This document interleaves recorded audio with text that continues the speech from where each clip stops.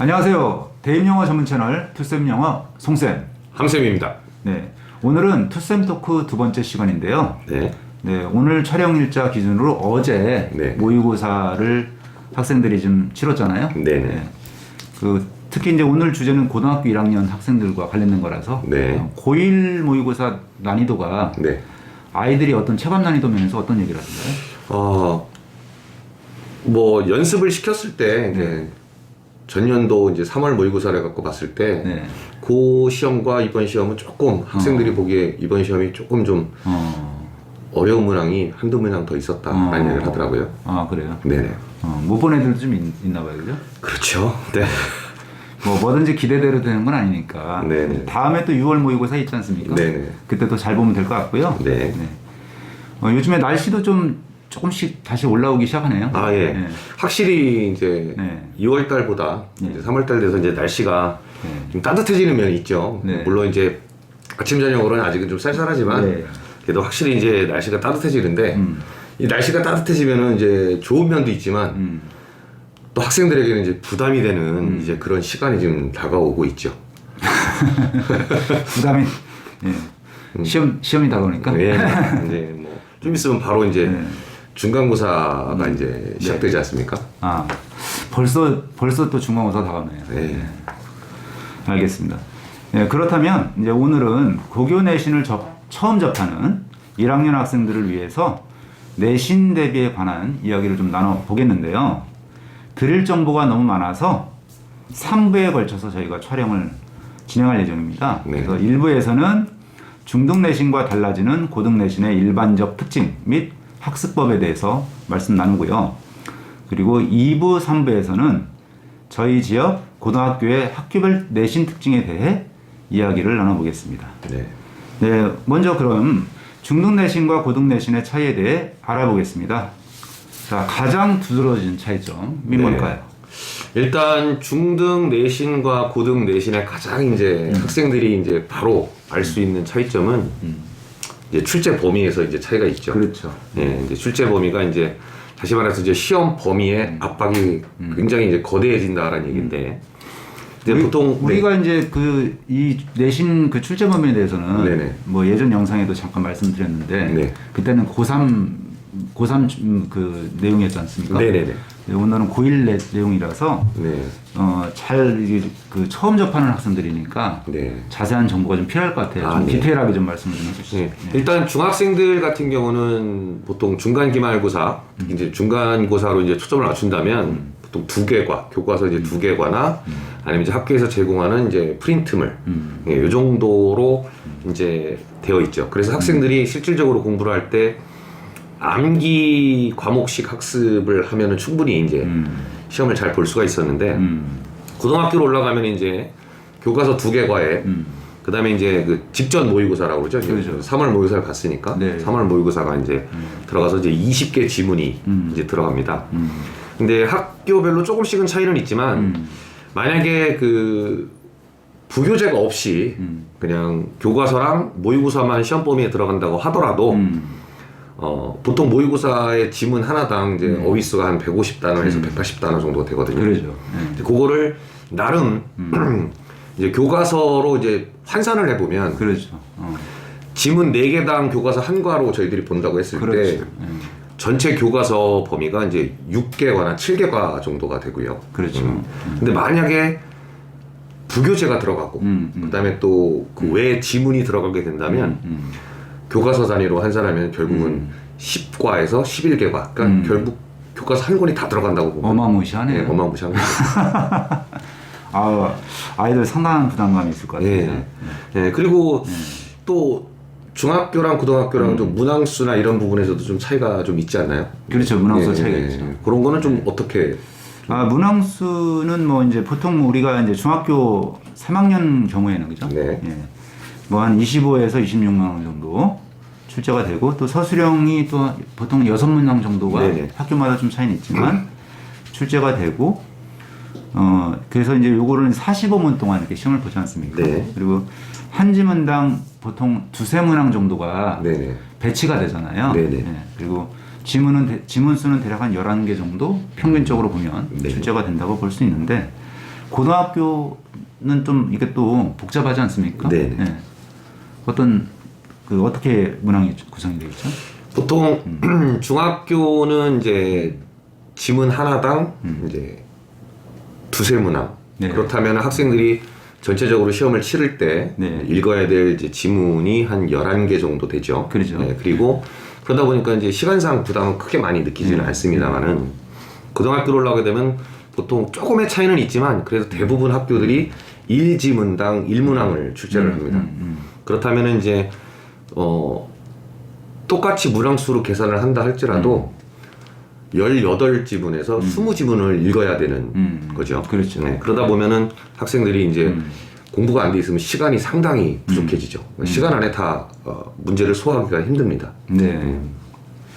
네. 중요한 건 이제 그 시간과의 싸움이잖아요. 네네. 네. 그러니까 아이들이 이미 익혔던 지문이라고 하더라도 네. 문제도 많이 변형되고 하니까 네. 결국은 시간과의 싸움이고 네. 중학교 때는 사실 시간이 뭐 부족한 경우가 아주 좀 많지는 않잖아요. 네, 그렇게 많지는 않죠. 근데 고등학교 같은 경우는 이제 50분이 5분 늘어나서 주어지긴 하지만 이제 문항수 자체도 좀 조금씩 늘고 네. 또 이제 생소한 지문들이 좀 나오기도 하고 네. 그렇기 때문에 시간이 좀 부족하다는 게 특징이겠네요. 네. 그 다음에 이제 세 번째로 또 우리가 네. 확인해봐야 될 것이 네. 체감 난이도 아니겠습니까? 네. 체감 난이도가 이제 많이 차이가 나죠. 네. 이제 중학교 때와 고등학교 때 학생들이 이제 시험 공부를 하면서 느끼는 난이도가 중학교는 그래도 지역적 학습이 가능하다. 그게 무슨 말씀이냐? 지역적. 네, 지역적이요. 네. 그러니까 시험 범위가 정해져 있기 때문에 어떤 정해진 시간 안 동안에 학생들이 이제 암기 과목식으로 이제 암기를 하면 교과서 본문을 암기하거나 아니면 뭐 어법 사항 같은 경우 문법 사항 같은 경우는 이제 과별로 이제 중점이 두는 이런 부분을 반복 학습하고 그렇죠. 그다음에 이제 교과서는 지문의 내용을 중심으로 학습을 하면 이제 충분히 고득점을 받을 수가 있는데 네, 보통 뭐 그런 얘기 많이 하잖아요. 야 지문만 달달 암기하면 네. 점수 어느 정도 나온다. 그렇죠. 뭐 그런 얘기 많이 하지 않습니까? 많이 하죠. 네. 그래서 이제 뭐 그런 얘기도 하잖아요. 이렇게 야 너희들이 만약에 오픈북으로 네. 그러니까 책을 만약에 펼쳐놓고 시험을 볼 수 있다면 과연 몇 점 맞을까? 네. 물어보면 대체로 학생들이 뭐 거의 다 맞죠. 네, 거의 다 맞을 것 같습니다. 이런 네. 얘기 하지 않습니까? 네, 그렇습니다. 네, 그런 특징을 이제 지역적이라고 네. 말씀하셨던 거고요. 근데 이제 고등학교로 올라가게 되면 그런 식의 학습으로는 절대로 이제 고득점을 받을 수가 없고요. 그렇죠. 네. 그러니까 종합적인 사고력을 요구하는 이제 시험이라고 볼 수 있겠죠. 그러니까 어떻게 문제가 나올지를 중학교와는 달리 좀 예상을 하기가 쉽지 않다. 예. 그리고 좀 세심한 학습이 필요하다.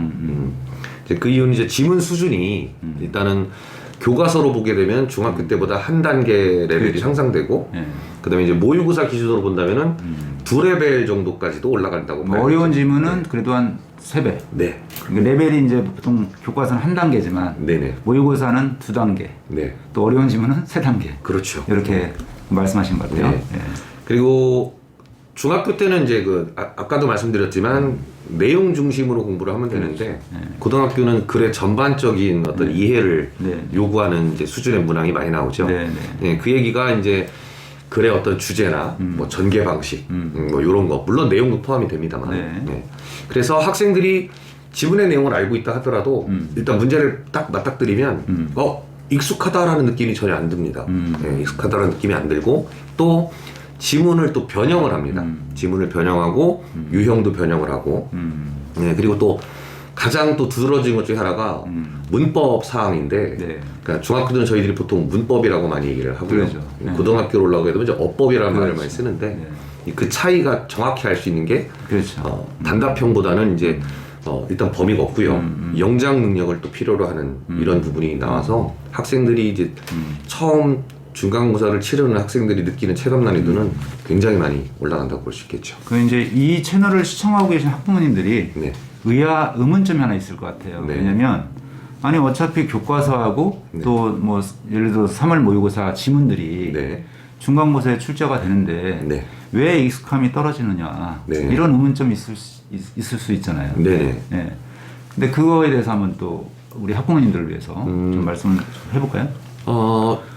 중학교 때는 교과서 내신에 있는 그 지문 내용이 뭐 네. 변형이 된다거나 아니면 내용이 바뀌는 그런 부분은 없습니다. 그러죠. 그리고 교과서 내용을 바탕으로 해서 내기 때문에 문제가 뭐 이렇게 말씀드리면 이제 일선에 계시는 선생님들께는 죄송한 얘기지만 좀 단순하죠. 근데 네, 좀 단순합니다, 문제가. 근데 이제 고등학교는 일단 생소한 영역의 지문이 나오잖아요. 여러 분야에 걸쳐서 나오는데 그 문제를 학생들이 이제 공부를 할 때 똑같이 내용 중심으로 공부를 한다는 얘기죠. 근데 묻는 문제 방식이 달라집니다. 그렇죠. 네. 그러니까 이제 모의고사에서 나왔던 그 뭐 빈칸 유형이나 아니면 뭐 대입항 유형이 그대로 출제를 한다면은 뭐 학생들에게는 큰 무리가 없는데 문제 유형이 바뀌고 그리고 간혹 어떤 학교에서는 그 지문에 있는 어휘를 바꿔서 완전히 처음 보는 지문처럼 문제를 내시는 학교들도 있거든요. 그렇죠. 네. 그러다 보니까 내용은 대충 알겠는데 네. 아, 이게 뭐지? 하는 이제 당혹감을 좀 학생들이 갖는 경우가 많습니다. 네. 그러니까 이제 제가 요 이제 그 의문점에 대해서 부모님들이 이제 의아할 수 있는 부분을 말씀드린 이유가 저희가 이제 중등과 고등 내신의 가장 차이점, 두드러진 차이점을 5가지 정도를 뽑아봤거든요. 네네. 그게 첫 번째가 출제 범위였고요. 네. 그다음 두 번째가 문항수, 네. 그다음에 세 번째가 체감 난이도, 네네. 그다음 이제 그 객관식, 그러니까 네네. 고등학교 객관식의 특징, 네네. 요게 있는데 이제 이 내용과 좀 연관성이 있을 것 같아요. 그러니까 네. 아니 지문도 공부해보고, 그러니까 이미 교과서라든가 모의고사, 3월 모의고사 나온다고 하는데 그 지문을 공부해도 왜 익숙하지 않다라고 그렇게 이제 말씀을 하느냐 이런 부분에 대해서는 변형이 되기 때문에. 네. 예, 그러니까 중학교 때는 거의 지문을 그대로 활용을 하지만 네. 그 고등학교 때는 이제 그 지문을 가지고 다른 유형으로 변형을 해서 출제하기 때문에 네. 그래서 익숙한 정도가 떨어진다. 네. 이렇게 이제 우리가 정리를 해서 말씀을 드리면 네네. 이해가 좀 편하시지 않을까. 아, 역시 우리 좀. 그런 생각이 들고요. 그래서 뭐 객관식 얘기를 또 이제 네 번째 특징이 객관식이라고 볼 수 있는데 네네. 그 이제 좀 전에 말씀드렸듯이 수능 유형으로 변형 출제가 되잖아요. 네네. 하지만 이제 보통 우리가 주요 유형이라고 하는 거, 네. 그게 이제 뭐 대의 추론이 이제 제목이라든가 주제, 네. 뭐 또는 주장, 뭐 이런 것들이 있을 수 있고요. 네. 그다음 빈칸 문제, 네. 예. 그리고 뭐 흐름 문제라고 해서 뭐 문장을 예를 들어서 순서를 배열한다든가 그죠? 네. 그다음에 또 관련 없는 문장을 집어넣고 네. 그것을 이제 찾아내는 유형 네. 등등이 있고요. 그리고 어휘역법 네. 이런 부분이 출제가 되는 특징이 좀 있죠. 네. 예, 그래서 변형 때문에 결국은 공부한 지문이 익숙함이 좀 떨어질 수 있다. 네, 예, 그렇게 맞습니다. 말씀드릴 수 있고요. 그다음에 이제 5번째 특징이 서술형 아닙니까? 네, 서술형이죠. 네. 네.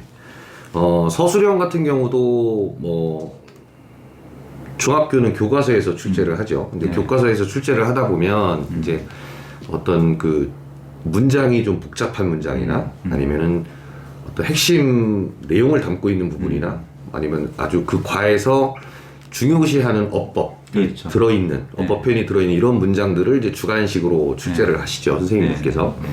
그리고 이제 단답형으로 많이 출제를 좀 하십니다. 뭐 문법을 좀 바꿔라, 네. 아니면 어떻게 교정해라, 네. 아니면 틀린 걸 골라라. 네. 그리고 이제 문장 배열을 할 때도 이제 단어를 부여해 주시고 그 단어를 순서를 배열해서 문장을 완성해라. 뭐 요 정도. 물론 이제 부분 영작 시험도 조금씩은 있습니다만 그렇죠. 이제 고등학교로 올라가게 되면은 일단 처음에서 말씀드렸던 그 시험 범위의 압박이 강하다고 말씀드렸잖아요. 그렇죠. 그러니까 교과서를 거의 한 권의 내용을 다 봐야 되는 그 어마무시한 분량에서 이제 주관식 서술형이 출제가 된다는 그렇죠. 얘기죠. 뭐가 나올지 모르죠. 뭐가 나올지 네. 모르죠. 네. 그리고 이제 거기서 그냥 단순하게 문장을 그냥 뭐 배열해라 이런 문제도 나올 수 있겠지만 그 대의, 뭐 함의, 뭐 빈칸 추론 뭐 이런 모든 부분에서 영작 시험이 나옵니다. 그렇죠. 네, 영작 시험이 나오고 그다음에 이제 그 영작 시험을 그냥 한글로 주고서 바로 영어로 바꾸세요라는 문제도 있겠지만 그 문제는 사실 조금 수월한 문제예요. 네네. 네. 근데 몇 핵심적인 단어를 주고 네. 이 단어의 어형을 변화해서 그렇죠. 문맥에 맞게끔 바꿔라. 네. 또 거기다 조건을 하나 더 붙이죠. 네. 글자 수 제한까지. 그렇죠, 그렇죠. 예. 뭐 12단어 내외, 뭐 네. 20단어 내외. 네. 이러면 일단 학생들 뭐 네. 멘붕 상태가 오죠. 아니, 저는 개인적으로 예. 글자 수는 좀 안 했으면 좋겠어요. 네? 아니 왜 꼭 그렇게 쪼잔하게 글자 수를 이렇게 제한하는지. 저도 그건 같은 생각인데 선생님들이 뭐 채점하시기 편하고자. 아 그런가요? 아, 네 알겠습니다. 네, 그다음에 이제 한영 번역 영작 네. 네, 이런 것도 있고, 그다음에 이제 어법의 오류를 이제 찾는 게 있죠. 네, 네. 근데 이게 이제 중학교 때는 오류만 찾으면 되는데, 네. 고등학교는 이 오류를 찾고 고친 다음에 네. 실질적으로 작년도에 네. 이제 어느 학교는 네. 설명을 하라는 얘기까지 네. 그걸 서술형으로 내더라고요. 네. 그래서 굉장히 참신한 문제였다까지 생각을 네, 근데 했는데, 이런 문제는 이제 많은 학교는 아닌데 네네. 일부 이제 두세 학교 정도가 네. 그런 식으로 문제를 출제하시고 또 이런 것도 있잖아요. 이런 문제도 있잖아요. 어법이 틀린 거. 그러니까 네. 예를 들어서 이제 뭐 지문 속에서 밑줄을 뭐 한 5개 이상 네. 해놓고 네. 틀린 개수 몇 개. 네. 이런 것도 있지 않습니까? 그 재관식에서 그건 참 재미난 객관식에서. 일화가 하나 있는데, 네. 한 학생이 와가지고 저한테 선생님 이거 몇 개예요? 이렇게 묻더라고요. 네. 꽤 오래된 얘기입니다. 네. 네. 지금은 그 학교가 그렇게 내는지 모르는데, 네. 그래서 야 이거 몇 개 틀린 거 보면 되잖아. 근데 그 밑줄 친 게 19개더라고요. 19개? 네, 밑에 선택지가 네. 1번 야. 15개, 2번 16개 네. 이렇게 나와서 야 제가 진짜 한참 웃었던 기억이 있습니다. 근래에는 본 적이 없네. 꽤한 7, 8년 전 얘기거든요. 그게. 야, 그 학교 선생님 누군지 모르겠네요. 네? 너무 잔인한 거 아닌가, 이건. 근데 이런 이유가 저는 그렇게 봅니다. 뭐냐면, 그래도 아이들이 이제 변별력을 확보하려고 네. 선생님들이 이제 문제를 출제를 하다 보니까 이게 쉽게 내서는 이제 결국은 1등급이 사라질 수도 있고, 네. 그러니까 1등급, 2등급, 3등급 이게 분리가 좀 어려울 수 있으니까 네네네. 좀 쪼잔하시더라도 이렇게 출제하시는 게 아닐까 그런 생각이 듭니다. 네. 알겠습니다. 그러면은 이제 그 중등하고 고등 내신의 네. 차이 5가지, 5가지 기억하시면 돼요. 네. 출제 범위가 많이 늘어난다. 그리고 문항수도 소폭 늘어나고 또 지문 하나당 한 문제가 거의 또 많이 나오고요. 그다음에 네. 세 번째가 체감 난이도는 당연히 높아지죠. 네. 그리고 객관식과 서술형에서 문제 출제 방식이 차이가 있다라는 점, 이런 부분들에 대해서 좀 알고 계시면 도움이 될 것 같습니다. 네, 그러면 이제 이런 차이점을 저희들이 봤으니까 실질적으로 이제 뭐 한 달여 남짓 남은 이 시간 동안 학생들이 이제 내신 준비를 이제 해야 되지 않습니까? 네네. 그럼 이제 고교 내신을 준비하는 이제 학습 전략이나 이런 부분에 대해서도 한번 이야기를 네. 나눠보는 게 좋을 것 같습니다. 사실은 이게 오늘 시간에서 가장 네. 중요한 그런 내용이 아닐까. 지금부터 더 주목을 해주시면 네. 채널 돌리시면 안 돼요. 주목을 좀 해주시고요. 이제 단계를 좀 2단계로 좀 나누면 좋지 않겠나. 네네. 첫 번째가 이제 준비 단계. 준비 단계. 그 다음에 두 번째가 본격 학습 단계. 네. 뭐 여기 하나 더 추가하면 뭐 마무리 단계 이런 게 네네. 있을 수 있을 것 같고요. 그래서 첫 번째 준비 단계는 이제 항상 모든 시험은 네. 기출 분석을 통해서 시작을 해야 될 것 같습니다. 네. 그래서 적어도 최근 2, 3개년 정도의 기출 문제를 각 학기별로 기출 문제를 구해서요. 네. 그 출제 경향을 먼저 파악을 하는 것이 네. 우선이 되어야 할 것 같아요. 네. 근데 뭐 학생들이 이제 뭐 학원을 다니면서 도움을 받거나 하면은 그 이제 담당 선생님께서 뭐 분석을 해주시는 경우도 있을 테니까 네. 괜찮을 것 같은데 뭐 만약에 이제 학원을 안 다니는 친구들, 자기도 학습하는 친구들 같은 경우는 뭐 인터넷 사이트에 그런 사이트들도 있잖아요. 네. 기출 문제 같은 거 이렇게 네.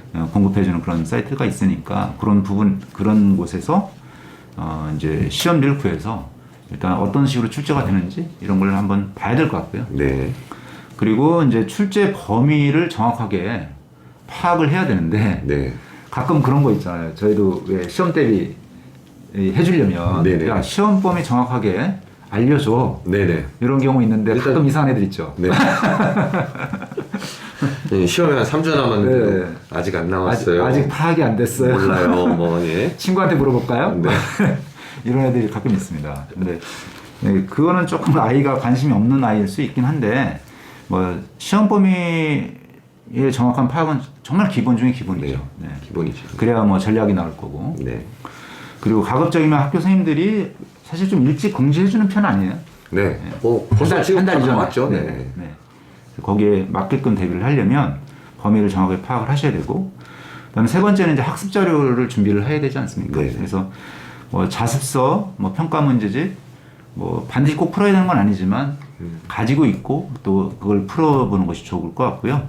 그다음에 내신 대비책자들이 또 출판사들이 또 나오기도 하잖아요. 네네. 네. 그래서 뭐 100 뭐 이런 것도 있고 네. 네, 여러 가지 있는데 뭐 그런 부분이라든가 학원 다니는 학생들은 뭐 학원에서 제공하는 교재 이런 네. 걸 가지고 일단 준비가 잘 돼 있어야 되겠죠. 네, 그렇습니다. 그다음에 본격 학습 단계로 네. 들어가서 네. 이제 내신 대비 학습에 있어서 유의점 네. 그걸 좀 먼저 말씀을 좀 해주시죠. 일단 뭐 교과서가 됐던 네. 아니면은 이제 모의고사가 됐던 네. 이제 어떤 그 출제 범위 안에 있는 가장 기본적인 것은 물론 그래도 이제 내용을 알아야겠죠. 그렇죠. 학생들이 네. 내용을 네. 알아야 되기 때문에 네. 그 지문에 나와 있는 어휘 암기는 필수입니다. 네. 네. 네. 이걸 굉장히 무시하는 친구들이 많은데. 그죠. 네. 그러니까 한글로 내용을 알고 있기 때문에 나는 어휘는 따로 안 해올래 이렇게 네. 하는 아이들이 꽤 있거든요. 네. 근데 절대 그러시면 안 됩니다. 어휘 학습하셔야 됩니다. 네. 그다음에 이제 문장 구조하고 어형 학습, 그렇죠. 단어의 형태를 이제 학습을 해야 되겠죠. 네. 그러니까 어형 학습을 하는 이유는 뭐 어법 때문이라도 해야 되겠고, 그렇죠. 네. 그리고 이제 서술형 대비를 또 위해서도 네. 해야 됩니다. 네. 그리고 이제 단원별 언어 목표, 이제 그 과에서 이제 맨 앞부분에 나오죠. 랭귀지 포커스라는 부분에서 나오는데 이런 언어 목표하고 이제 관련 문장, 네. 그 다음에 이제 주요 구문 이런 부분은 반드시 뭐 학습을 주요 구문이라고 해야겠죠. 하면 이제 영어를 좀 공부하신 지 오래되신 학부모도 계실 테니까 네. 뭐 예를 들어서 뭐 영어에는 사실 이제 구문이라는 게 좀 존재하지 않습니까? 네네네. 네. 근데 뭐 예를 들어서 뭐 기억나실지 모르겠는데 뭐 노스널 A then B 뭐 이런 네. 구조가 또 있잖아요. 아, 네. 네, 근데 그거를 개별적인 단어를 그대로 해석하면은 의미 전달이 제대로 안 되잖아요. 네네. 그래서 그 고유의 어떤 표현에 대한 어떤 그 해석법 네네. 이런 걸 익혀야 된다는 말씀 같아요. 네. 그럼 이제 이렇게 문장 단위로 이제 학습을 하는 거죠. 문장 네. 단위로 내용을 중심으로 이제 학습을 한 다음에. 네. 근데 요거는 사실은 중학생들도 이런 식으로 학습은 다 하거든요. 여기까지 하는 거죠. 네네. 네. 여기까지는 하는데, 그럼 이제 고등학교로 학생들에게는 요 방법 외에 더 심화돼서 학습할 수 있는 방법은 또 어떤 것들이 있을까요? 그러니까 아까 이제 이제 분석을 네. 차이점 분석을 할 때 네네. 왜 변형돼서 출제가 된다라고 네네. 우리가 이제 얘기를 했지 않습니까? 네. 그러면 그 변형돼서 출제하는 것에 대해서 대비를 하려면 네네. 어떤 학습법이 필요한지에 대해서 좀 말씀을 드릴게요. 네. 그래서 뭐 일단은 좀 전에 이제 우리 함쌤께서 문장 단위로 학습하는 방법, 네. 거기서 유의점 이런 걸 네. 말씀을 해주셨잖아요. 근데 그걸로 끝나면 안 되고요. 네. 지문 단위로 또 학습하는 과정이 좀 필요하지 않습니까? 지문 단위요. 네, 지문 단위로. 그래서 첫 번째는 이제 그 객관식 문제에서 특히 대의를 파악하는 그런 문제들이 출제가 되잖아요. 뭐 주제나 요지 뭐 이런 네. 것들. 그래서 그거를 대비하기 위해서는 일단 지문마다 주제나 요지를 파악을 해놔야 되고요. 네. 또 어떤 학교들은 이거를 영어로 묻는 경우도 있거든요. 아, 네. 그래서 모든 지문을 다 영어로 네. 주제와 요지를 정리할 필요가 있습니다. 네. 그리고 또 이제 빈칸 문제라든가 또 함의 추론 문제로 이렇게 연결이 될 수 있기 때문에 네. 중심 문장 정도는 체크를 해서 네. 정리를 해둘 필요가 있고요. 네. 그리고 어휘 추론 대비해서 핵심어, 네. 예, 그 핵심어들도 반복돼서 왜 핵심어들이 나오지 않습니까? 네, 그렇죠. 그래서 그런 부분들까지 같이 동시에 준비를 해야 되는 부분이 필요하고요. 네. 그다음 두 번째는 또 그 지문에 대해서 논리가 어떻게 전개가 되는지 뭐 네. 그냥 쉬운 예로 서론, 본론, 결론 국어에서 이제 그런 식으로 네. 논리 전개가 있다고 하면은 영어에는 사실 다양한 논리 전개법이 있지 않습니까? 네, 네. 그래서 그 논리 전개문을 즉 순서별이라든가 이제 무관한 문장 찾기 여러 가지 논리 전개 유형들이 있는데 이런 것들이 상당히 출제 비중이 높지 않습니까? 예, 맞습니다. 그래서 요걸 대비하려면 논리 전개에 대한 그 파악이 좀 필요합니다. 네. 예, 그래서 뭐 예를 들어서 뭐 앞부분에서는 어떤 얘기를 하고 중간에서는 또 어떤 얘기를 하고 또 마지막 분에서 어떤 얘기를 하는지 이런 부분에 대해서 꼼꼼하게 정리할 필요가 있고요. 그리고 이제 어려운 지문 같은 경우는 지난번에 함쌤께서 왜 꿀팁 한번 주셨는데 어려운 지문 같은 경우는 이제 이해력이 좀 부족할 수 있으니까 국문 해석된 부분들을 이용해서 먼저 그 논리 전개를 파악한 다음에 그런 다음에 그걸 영어 지문으로 적용해서 이렇게 연습하는 방법 이런 것들이 좀 도움이 되지 않겠나 그런 생각이 들고요. 그다음에 이제 마지막으로 어휘가 있잖아요. 네. 그 어휘 같은 경우는 이제 유사, 그러니까 유의어 또는 이제 반의어 이런 식으로 해서 어휘 추론 문제로 출제할 수 있잖아요. 네. 그래서 어휘는 글의 흐름을 통해서 이 어휘가 어떤 그 역할을 하는지 네. 그리고 이제 아마 학교 선생님들이 뭐 유의어라든가 반의어 같은 걸 정리해 줄 수도 있거든요. 네. 그런 것들은 꼼꼼하게 체크해서 네. 사실은 다 암기를 해야 됩니다. 아, 네. 네. 그래서 이렇게 세 가지 방법, 개의 파악, 논리 전개, 또 어휘 이런 이 세 가지 부분에 대해서 모든 출제 가능한 이 내신 유형을 대비할 수 있는 그런 지문 단위 학습법이 좀 필요하고요. 네. 그리고 이 방식으로 공부를 해야 되는 이유는 예를 들어서 이런 거죠. 예를 들어서 뭐 작년 같은 경우는 21년도 3월 네. 그 작년 3월 이제 모의고사 중에 33번 문제가 빈칸 문제지 않습니까? 근데 이것이 각 학교별로 어떻게 변형돼서 출제되었냐면 예를 들어서 SK고라고 있죠. SK고요. 예, 세 뭐 이런 거 네, 있는데 그 고등학교하고 뭐 C여고 그죠? C여고요? 예, C여고 그래요? C여고는 어디? 네. 네, 그리고 B고 B고. 네, B고 봉 그죠? 네. 네, 이런 학교들은 이제 논리 전개 문제로 뭐 삽입 문제라든가 순서별 문제, 무관한 문장 찾기 이런 걸로 출제가 됐고요. 네. 그리고 C고의 경우에는 네. 이제 C고는 이제 그죠? 이렇게 거기는 해서, 제가 잘 압니다. 아 그죠? 네. 그래서 그 학교는 어법 문제로 변형됐고요. 그다음에 네. S여고, 네. S여고 그리고 O고.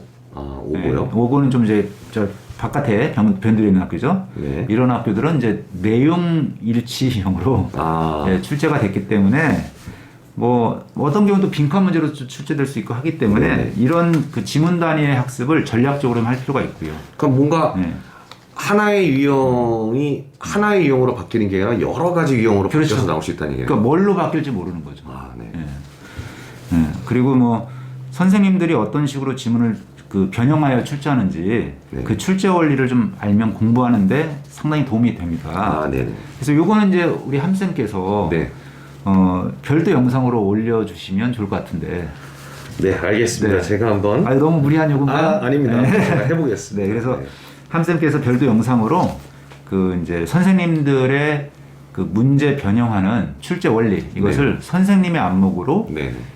영상을 좀 이제 준비를 할 겁니다. 그래서 그걸 같이 올릴 테니까 그걸 참고하시면 많이 도움이 될 것 같습니다. 네.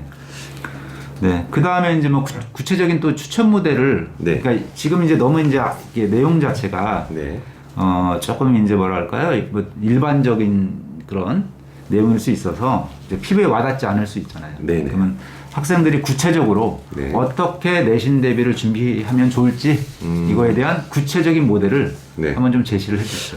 그럴까요? 네. 일단 교과서하고 이제 부교재죠. 이거는 이제 학교에서 분명히 이제 수업 시간에 진도가 나갑니다. 그렇죠. 네, 진도가 나가기 때문에 이제 학교의 진도에 맞춰서 이제 공부를 하는 학생들이 대부분인데 뭐 개인적으로는 어휘만큼은 학교 진도보다는 조금 빨리 학습을 해둬라. 그래야지 학교에서 선생님이 수업을 진행하실 때 그때 어휘를 암기하는 게 아니고 이미 알고 있는 어휘를 가지고서 공부를 하면 된다. 그래서 예습을 좀 하자는 거죠. 예습을 반드시 좀 해줘야겠죠. 그 다음에 이제 수업 시간에 이제 선생님께서 이제 뭐 전 시간에도 한번 말씀을 드렸습니다만 이제 필기 해주시거나 뭐 설명해 주시는 이제 주요 이제 사항을 반드시 암기하고 뭐 형광펜이든 아니면 붉은펜이든 꼭 밑줄을 쳐서 왜냐면 그 부분 놓치면은 한 문제 날라간다고 봐야 되거든요. 그렇게 해서 수업을 등한시하지 마라. 그때 왜 멀티 얘기했잖아요. 멀티 얘기됐었죠. 그러니까 듣지만 말고 암기도 같이 하자. 암기도 같이 하자. 그래서 멀티 하자고 그때 얘기했던 거고 그리고 이제 그 수업 시간에 웬만하면 그냥 내신 대비 끝내자. 네. 이런 절실한 마음으로 수업 듣자고 말씀하셨던 것 그렇죠. 같아요. 네. 그다음에 이제 세 번째가 이제 복습이죠. 네. 복습은 이제 뭐 교과서를 가지고 하는 학생들도 있지만 거의 대부분 이제 자습서나 이제 학습서를 가지고 많이 준비를 하는데 뭐 일단 문장 단위 학습으로 이제 제가 처음에 말씀드렸던 것처럼 해 나가겠죠. 이제 그렇게 하면서 이제 월요일부터 금요일까지 주중에는 이런 식으로 짤막짤막하게 학습을 하더라도 주말은 좀 시간이 있으니까 물론 이제 학원 때문에 좀 복잡한 시간이 좀 없는 아이들도 있지만 그래서 이제 문장 단위를 이제 주말에는 재복습하고 월크북을 이제 좀 수행을 하면서 내용 연구나 이런 부분은 미리 다 끝내놓는 게 좋죠. 그 다음에 이제 마지막 다섯 번째가 각 단원이 끝날 때는 이제 지문 단위 아까 이제 우리 송새께서 말씀해 주셨던 뭐 대입 파악이나 아니면 뭐 논리 전개 그리고 이제 어휘, 유의어, 반의어 이런 부분을 이제 단원이 끝날 때는 이제 지문 단위로 학습을 해서 끝내놓는 게 좋지 않을까라는 생각입니다. 네. 이거 상당히 매력적인 그 준비 모델일 것 같습니다. 근데 이걸 실천하는 게 일단 제일 실천이 중요한 어려울 건데. 것 같아요. 이게 이걸 실천하려면 상당히 좀 부지런해야 될 것 같아요. 부지런해야죠. 근데 이렇게만 하면 진짜 성공할 수 있지 않습니까? 그럼요. 내신 1등급 가능할 것 같아요. 가능하죠. 알겠습니다. 그리고 또 뭐 시험 공부 기간 또 설정해서 해야 되지 않습니까? 그렇죠. 이제 시험 모드, 그러니까 제가 전에도 전투 모드라고 말씀을 드렸는데, 그래서 이제 누적 진도 학습이 반드시 또 필요하죠. 시험 기간이 다가오고 이제 시험 날짜가 다가오면 당연히 이제 문장 단위로 한번 다시 한번 제재 복습을 한번 하셔야 되고, 그 다음에 지문 단위를 또 한번 살펴봐야 제재 복습이라는 것은? 그러니까 이미 저희가 주말에 그 문장 단위 학습을 복습을 했잖아요. 그러니까 한 번 복습은 이루어진 거니까 시험 기간이 다가올 때는 제재 복습. 제재 복습. 제재 복습이 필요하고요. 그다음에 이제 지문 단위로 이제 재학습을 한번 다시 해야 되겠고.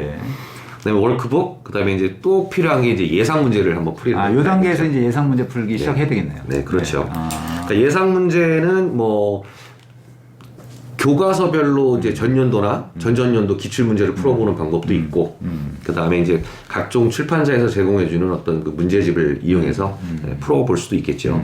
그리고 이제 가장 중요한 영어 전날, 컨디션 조절해가면서 이제 기출 문제 마지막으로 한번 풀어보고, 그 다음에 이제 오답 문제를 이제 반드시 점검을 해야 됩니다. 그동안 풀었던 그 예상 문제도 풀고 또 기출 문제도 좀 계속 풀어왔을 거 아닙니까? 그럼 그거에 대한 오답 문제 보고 그리고 이제 본인의 약점이 어디 있는가 한번 확인해 봐야 되겠고요. 그 다음에 이제 좀 어렵고 좀 주요하다고 생각됐던 지문은 최종적으로 한번 다시 한번 읽어보면서 정리를 하는 게 필요하겠죠. 그러면 뭐 지금까지 쭉 한번 이야기를 들어봤는데 적어도 7회독 이상은 지금 공부를 하고 있는 건데. 그렇죠.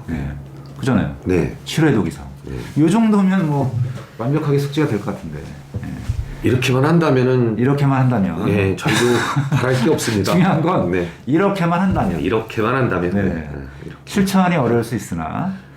근데 사실은 이제 저희가 학원 운영하면서 뭐 함쌤하고 제가 이제 뭐 오랫동안 교류하고 또 연구도 같이 하고 하면서 사실 세우는 모델 아닙니까? 그리고 이제 각자 이제 또 제자들한테 그동안 이런 방법들에 대해서 많이 요구를 했던 건데 확실히 실천을 잘하는 학생들이 등급은 잘 맞더라고요. 그럼요.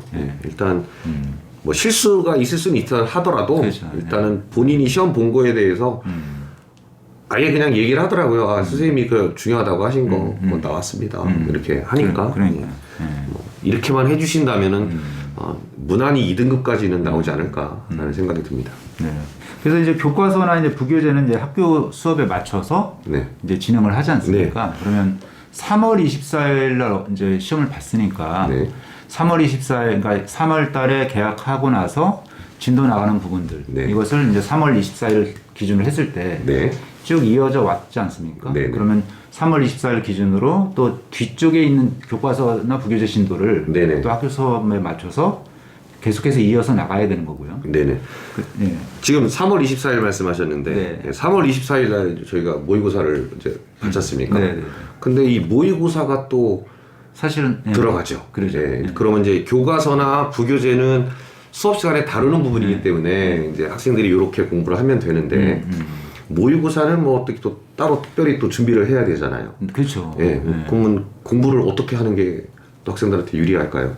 그러니까 이제 우리가 늘 이야기했던 것들이 네. 그런 거잖아요. 그러니까 모의고사 같은 경우는 특히 1학기 3월달 네. 모의고사 같은 경우는 사실 이제 그 모의고사 그 시험일을 기준으로 했을 때 그 네. 이전과 이후의 학습법이 달라야 된다. 네, 네. 그런 주장을 좀 하고 있지 않습니까? 네, 네. 그랬을 때 좀 전에 말씀드렸듯이 우리는 투트랙 전략을 해야 되는데요. 네. 첫 번째 그 트랙은 아까 말씀 나눴듯이 교과서 진도, 네. 진도는 학교 진도에 맞춰서 그렇게 아까 뭐 예습 수업 복습, 뭐 네. 재복습 이런 식으로 해서 쭉 이어지면서 이게 중간고사 전까지 네. 그 이제 이어져야 되는 것이 이제 하나의 트랙이라고 볼 수 있잖아요. 네. 근데 두 번째 트랙이 필요하지 않습니까? 네네네. 그것이 이제 3월 24일 전까지, 그러니까 모의고사 첫 번째 3월 모의고사 전까지는 네. 모의고사 대비하는 공부를 조금 해왔어야 되는 거죠. 네네. 그렇죠. 네. 그러면 뭐 예를 들어서 실전 감각을 끌어올리는 기출문제 풀이를 통해서 네. 또는 뭐 취약점을 좀 보완하는 공부를 통해서 해왔다면 모의고사 시험을 기준으로 했을 때 이 이후의 전략은 내신 공부에 초점을 둬야 되지 않습니까? 아, 그렇죠. 그래서 이제 모의고사 지문 같은 경우는 학교에서 수업을 안 하는 경우가 대체로 더 많습니다. 네. 예, 그래서 이제 학원을 다니거나 아니면 혼자 공부를 해야 되는데 이 역시도 마찬가지라고 생각하고요. 만약에 이제 학원을 다닌다 하면 네. 학원 선생님들께서 아마 진도를 뽑아 주실 거예요. 네. 그러면 역시 이것도 그 학원 진도에 맞춰서 당연히 이제 뭐 이제 풀었으니까 네. 틀린 문제 한번 검토를 해볼 거 아닙니까? 네. 그래서 그 지문에 대한 단어 확인하고 검토하는 작업을 한번 하면 네. 예습 효과가 나올 거고요. 네. 그 다음에 이제 수업을 통해서 또 선생님 수업 내용 중에서 중요한 것들을 또 필기하고 또 수업 시간에 또 동시에 중요사항 암기하고 네. 그러면 이제 이회독이 될 거고요. 그 다음에 당일 복습을 통해서 역시 3회독 효과를 내면 될 것 같고요. 아, 네. 그리고 역시 이것도 이제 뭐 주간 복습을 또 주말에 하기 힘들면 주중이라도 주간 복습을 통해서 이제 사회독을 좀 하고요. 그리고 시험 임박했을 때 이제 한 회독을 더 하면서 뭐 예상 문제도 좀 풀고 하면서 5회독을 하고 이때 이제 예상 문제 풀 때 취약점을 좀 발견하면 네네. 좋을 것 같습니다. 그래서 시험 전날에 이러한 그 취약점 같은 것들 좀 보완하고 그리고 기출 문제도 풀고 또 워크북도 있다면 그 워크북도 해결하면서 최종 점검을 해야 될 것 같고요. 그리고 이제 모의고사 같은 경우는 지문들이 네. 시험에 나올 가능성이 높은 지문들이 있을 수 있어요. 그래서 네. 그런 주요 지문들 또는 개인적으로 어려운 지문들은 좀 최종적으로 다시 한번 네. 복습을 하면서 이렇게 좀 다도갈 수 있는 그런 전략적인 학습법을 채택을 해서 공부를 하는 게 좋지 않겠나는 생각이 듭니다. 좀 전에 그 선생님께서 왜 지문 단위 학습에 대해서 말씀하셨을 네, 때 네. 그 부분이 어떻게 보면은 모의고사 학습할 때 상당히 네, 그게 더 모의고사. 적용이 돼야 네, 되겠죠. 모의고사 지문은 이제 그런 방법이 더 좋죠. 네. 근데 교과서도 사실은 흐름 문제 나오잖아요. 네네. 나오기도 하잖아요. 네, 교과서는 이제 흐름 문제가 나와도 근데 학생들이 그렇게 어려워하지는 않더라고요. 근데 이제 모의고사나 부교재를 접하면 어떻게 문제가 나올지 어떻게 변형이 될지 전혀 감을 못 잡다 보니까 학생들이 상당히 좀 부담을 좀 느껴하거든요. 그래서 이제 그런 부분이 때문에 모의고사나 부교재를 학습할 때는 이제 내용 중심도 물론 있겠지만 네. 우리 송생께서 말씀하셨던 네. 그 지문 단위 학습으로 하는 게 훨씬 이제 도움이 될 것이다. 네. 라는 이런 말씀이시죠. 네. 근데 이제 우리가 이런 이야기를 할 때 네. 학생들이 지문 단위 공부는 어떻게 하는 거지? 이게 모를 수도 있을 것 같아서 네, 조금 네. 아쉬움은 났는데 뭐 다음 기회에 네, 네. 어떻게 지문 단위 공부를 할지 네. 그거를 이제 함쌤과 이제 제가 한번 그 시범 동영상 이런 네. 것도 한번 준비를 좀 해보겠습니다. 네, 지금까지 중등 내신과 달라지는 고등 내신의 일반적 특징 및 학습법에 대해 이야기 나눠보았고요. 다음 시간에는 고등학교별 내신 특징에 대해 이야기 나눠보겠습니다. 네, 곧 다가올 이제 우리 중간고사를 대비하는 모든 고등학생 여러분, 저희 투쌤 영어가 함께하고 있으니 힘내시고 열심히 준비하시기 바랍니다. 저희가 진심으로 응원하겠습니다. 네.